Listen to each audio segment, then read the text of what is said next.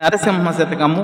పద్మాక్ష మమత చేవరమునందెద మంచు వెర్రవీగుదుమయ్య వెర్రి పెట్టి మా స్వతంత్రంబైన మదము కండ్లకు గప్పి మొగము పట్టదు కామ మోహమునను బ్రహ్మదేవుండైన బయటి దేహము గల్గా చేసివేయక మమ్ము చెరచినతడు తుచ్చమైనటువంటి తోలిముకల తోడ మురికి చెత్తను చేర్చి మూటగట్టి ఈ శరీరాలు పడబోగుటిరుగకేము కాముకులమైతిమిక మిమ్ముగానలేము.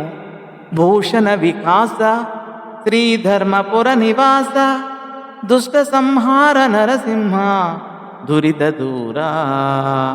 శోభామయమగు ధర్మపురమున వసించు ఓ నరసింహస్వామి, నీవు దివ్యాభరణములతో ప్రకాశించువాడవు, పాపములను పారద్రోలువాడవు, దుష్టులను శిక్షించువాడవు.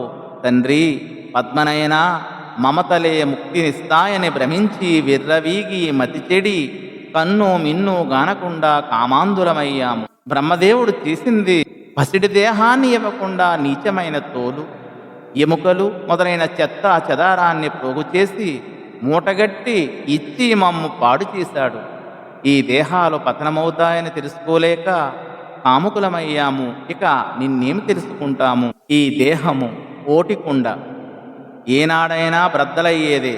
మనసొక పిచ్చిముండ, అది వీధిన పడేదే. అభిమానముతో దేహము, అహంకారముతో చిత్తము తాగిపోతున్నాయి. ఎంతని చెబుదామా అంతని చెబుదామా ఎంతని చెబుతాము? ఇంటిపోరైపోయే ఈశ్వరుడు కూడా తలదూర్చడు.